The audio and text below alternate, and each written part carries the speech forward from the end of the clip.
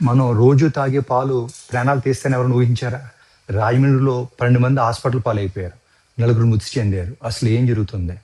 రాజమండ్రిలోని లాలా చెరువు ఏరియాలోని చౌడేశ్వరి నగర్, స్వరూప్ నగర్ నిన్నటి వరకు ప్రశాంతంగా ఉన్న ఈ వీధుల్లో ఇప్పుడు భయం నీడలో ముసురుకున్నాయి. శివరాత్రి నాడు తాగిన పాలు తెల్లారేసరికి కిడ్నీలు పనిచేయకుండా చేసాయి.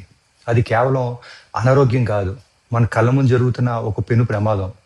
100కు పైగా కుటుంబాలకు పాలు పోసే ఒకే ఒక వ్యక్తి. ఆ రోజు పాలు పొల్లగా ఉన్నాయని కొందరు గమనించారు.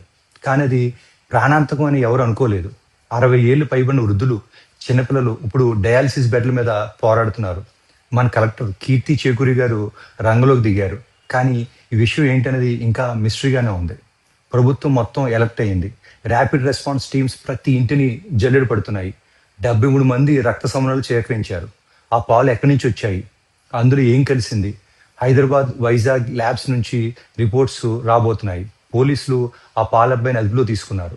ఒకటి గుర్తుంచుకోండి, మీలో ఎవరికైనా మూత్రం, యూరిన్ ఆగిపోవడం లాంటి లక్షణాలు కనిపిస్తే క్షణం కూడా ఆలస్యం చేయకండి. వెంటనే 9494-060-060 నెంబర్కి ఫోన్ చేయండి. ఈ వీడియోని ప్రతి ఒక్కరికి షేర్ చేయండి.